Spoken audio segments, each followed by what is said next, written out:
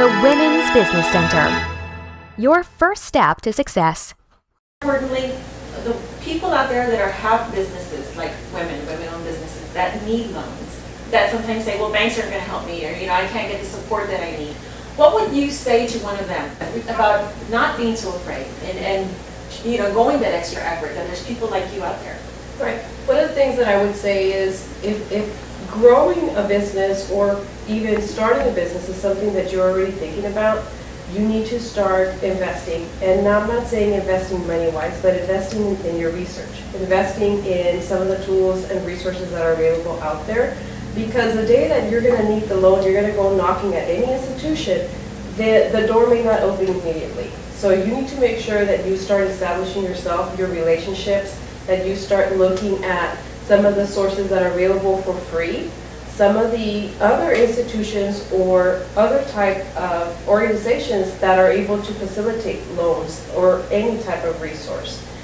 Very important is to make sure that you manage your credit wisely at any point. So if you're able to invest on managing your credit and you start looking at resources that are available for you, when the time comes, the bank will probably open that door.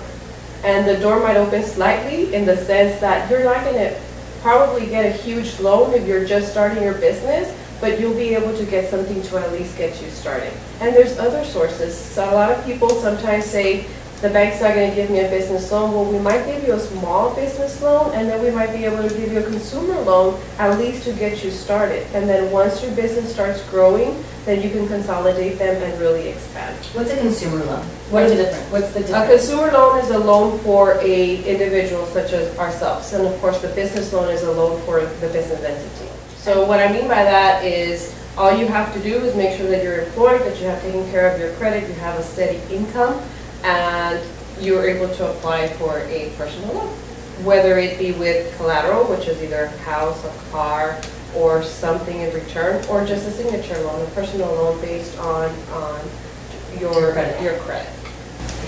When we spoke to Dr. Connell and when we did a filming of her recently, she mentioned that women-owned businesses have a harder time getting loans than men, or they get a percentage less, 71% less in a loan than a man would get. Yet women are less to have risk and are more often apt to pay the loan off in full. Why do you think it's harder for women to get that loan than men? Just out of a basic view. Personally, I don't think that it is harder.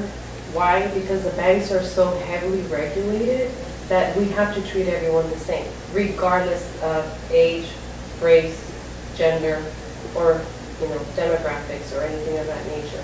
So there might be some research out there that does indicate that. I personally don't believe that that is something that we could justify, especially at large institutions, because we are overseen by so many different regulators that we won't be able to succeed as a bank if that is occurring.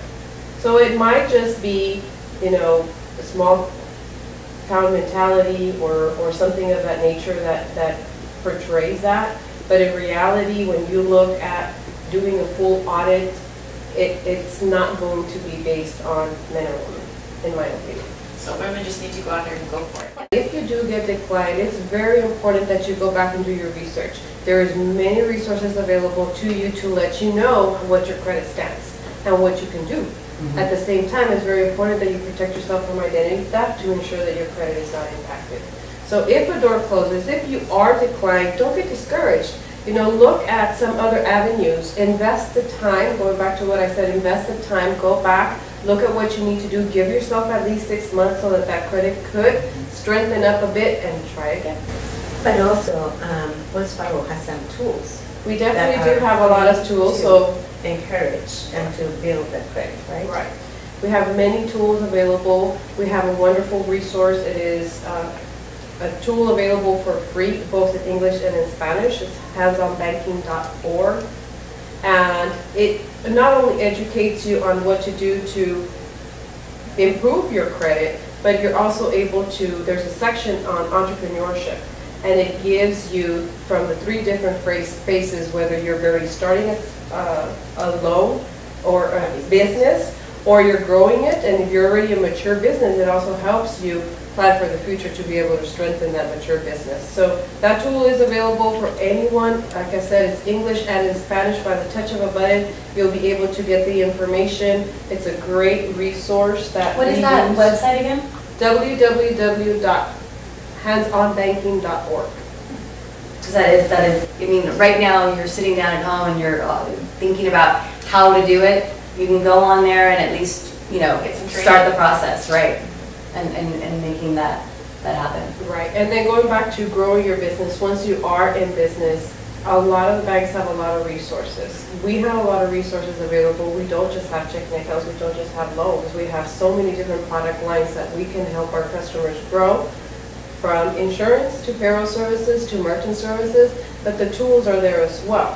Through our Wells Fargo hands-on banking, we can help our customers in the sense that they get a spending report that tells them where they've been spending their money so that they can budget wisely. If you're a business, you get a spending report that tells you how much money you are utilizing, whether it be in your utilities, how much money you're using in payroll resources, and that helps a business keep a great control of what their expenses look like and help them increase their revenue. It helps you, you know, as a consumer, it helps you because you're like, how much of this is actually being saved?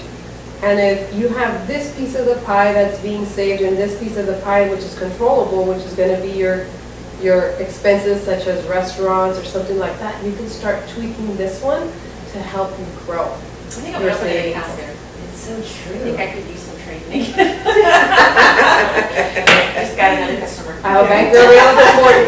Well, thank you so much for being with us today, and I want to, you know, close this segment off by you telling the viewers right there some tips, what they could do right now to get this started, to get moving from taking their dream and making it a reality. What are the tips that you would encourage them to do? Just as a woman in general. As a woman in general, I mean, me personally, I've had so many different obstacles in my life. I got married really young. I got married at the age of 18. I had my son at the age of 19. You know, I got divorced really young as well, and that didn't stop me. I'm first generation. You know, among the first in my family to go to college.